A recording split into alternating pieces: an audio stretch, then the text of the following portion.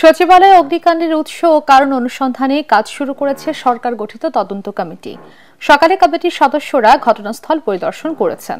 3 দিনের মধ্যে প্রাথমিক প্রতিবেদন জমা দেওয়ার কথা রয়েছে তাদের। তদন্ত কমিটির সদস্য ফায়ার সার্ভিসের মহাপরিচালক ব্রিগেডিয়ার জেনারেল মোহাম্মদ জাহেদ কামাল জানিয়েছেন, দুর্ঘটনা নাকি নাশকতা তা এখনো বলা যাচ্ছে না। মনির হোসেন তপুর রিপোর্ট।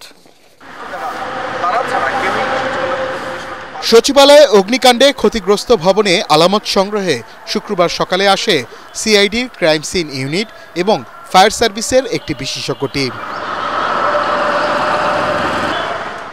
পরে অগ্নিকাণ্ডের অনুসন্ধানে গঠিত উচ্চ পর্যায়ের কমিটির সদস্যরা একে একে প্রবেশ করেন সচিবালয়ে। ঘটনাস্থল পরিদর্শন সহ বিভিন্ন তথ্য সংগ্রহ করেন তারা। প্রাথমিক প্রতিবেদন জমা দেওয়ার পরবর্তী 10 কর্মদিবসের মধ্যে চূড়ান্ত প্রতিবেদন জমা দিবে কমিটি। আমরা তদন্তের কাজটা শুরু করছে, এখনো আমাদের পক্ষে কোনো কিছু বলা সম্ভব না। আমরা ভিজিট করেছি, সবাই দেখেছি, পরে এটা মন্তব্য করা যাবে। অগ্রগতি হচ্ছে, কালকে 3:30টায় আমরা আবার বসবো।